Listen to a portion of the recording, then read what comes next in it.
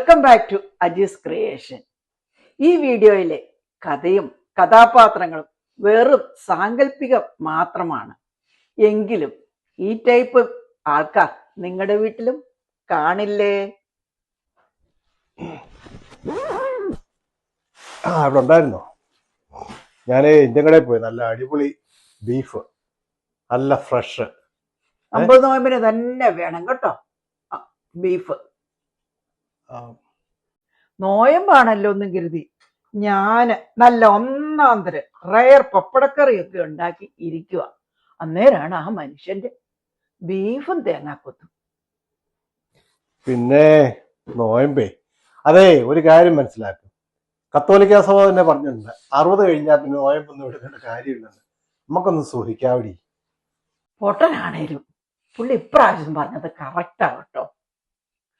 പോപ്പും ബൈബിളും ഒക്കെ പറയുന്നത് മനുഷ്യന്റെ ഉള്ളിൽ നിന്ന് വരുന്നതാണ് ഒരുത്തിനെ അശുദ്ധമാക്കുന്നത്, ഉള്ളിലോട്ട് പോകുന്നതല്ല.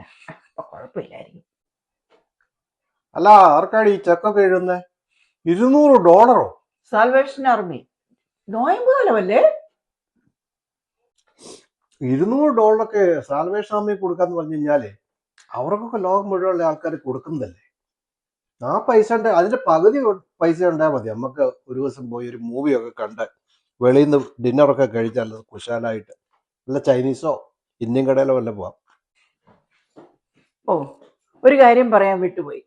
സാറ്റർഡേ സൂപ്പ് കിച്ചണില്ലേ, നോയമ്പ് കാലമല്ലേ, സൂപ്പ് കിച്ചണിൽ വോളണ്ടിയർ വർക്കിന് 10 മണിക്ക് പോകണം കേട്ടോ. ഞാൻ സൈനപ്പ് ചെയ്തിട്ടുണ്ട്. സൂപ്പ് കിച്ചണോ? എന്നെ കൊണ്ടൊക്കെ പറ്റിയല്ല, വേണേ തന്നെ പോക്കോ. അന്ന് ഞങ്ങളുടെ ഗ്രൂപ്പിന്റെ ഒരു കോള് ബുക്ക് ചെയ്തിട്ടുണ്ട്. ഞങ്ങളുടെ ആക്സിലറി ഗ്രൂപ്പ് എല്ലാം കൂടെ കൂടി നല്ല രസമായിരിക്കും. കുറെ നാളായിട്ട് വിശേഷങ്ങളൊന്നും കേൾക്കാതിരിക്കുക. ടിപ്പിക്കൽ നസ്രാണി അച്ചായൻ. അവർക്ക് ഫുഡ് സ്കിപ്പ് ചെയ്യാൻ കഴിയല, ചാരിറ്റി ചെയ്യാനും പറ്റിയല്ല, പൈസ കൊടുക്കാനും പറ്റിയല്ല.